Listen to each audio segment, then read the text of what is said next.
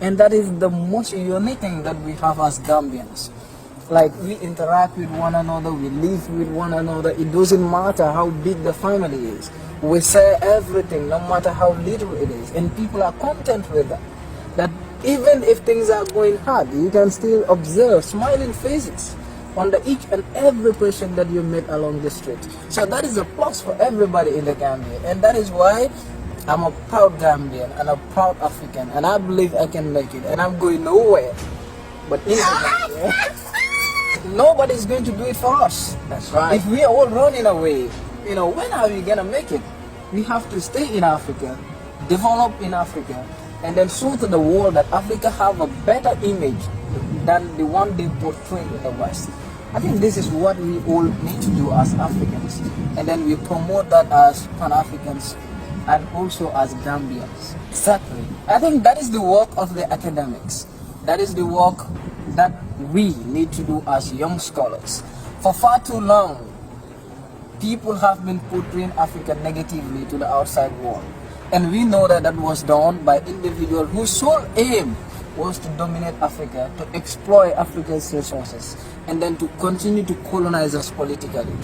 Now, our role as academics, as young scholars, is how do we make sure that this picture is changed from the literature itself, going back to rewrite the books, to rewrite the history of Africa, and then to show to the world that we have a better image that the world is actually seeing as of today.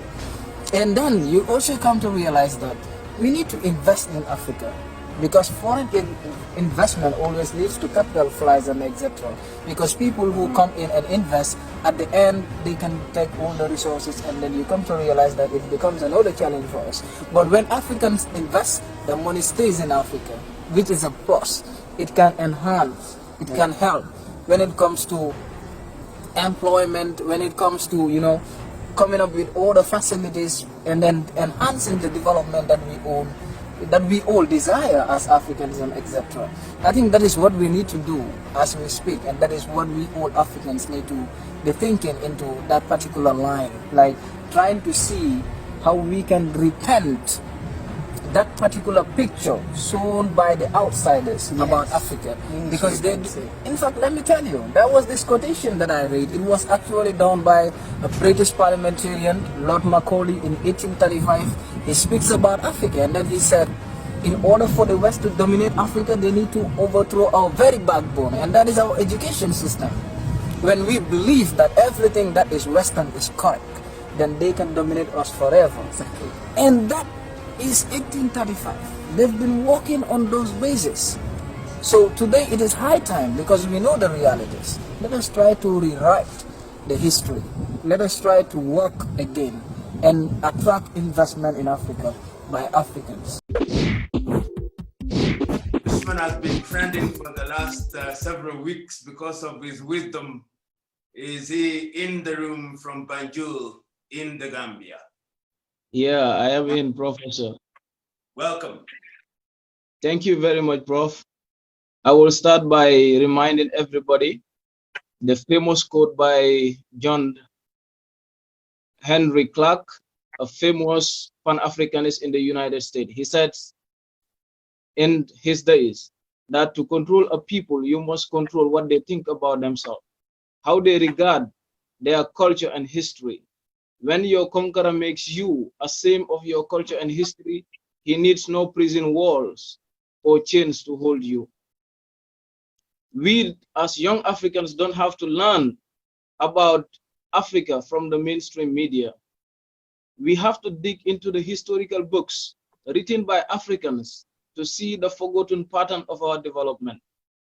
When Pan-Africanists walk into Addis Ababa with the agenda of the unification of the continent, they had a spirit. So if we want to redefine Pan-Africanism, we must have the same spirit as they did at the time.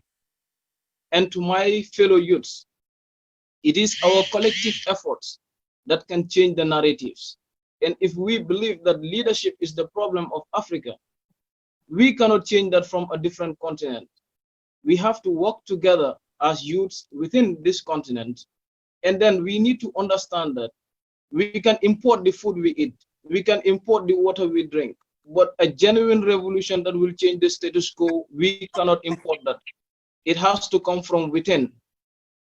And to all my colleagues in the academic field, we have to go beyond with our academic lenses from only to be centered on the curriculum. We need to dig wider than that, as long as the materials that we get will equip us more. And you also come to realize that our governments need to realize one thing, that the most important asset of any country is its people.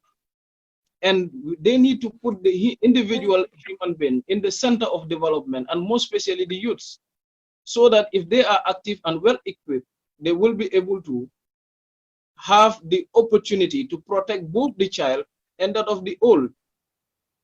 And again, we also come to realize that, like, we need to understand the dynamics of our population as a continent, and we need to have that genuine belief that Africa can make it, but that is only possible with the unification of the continent.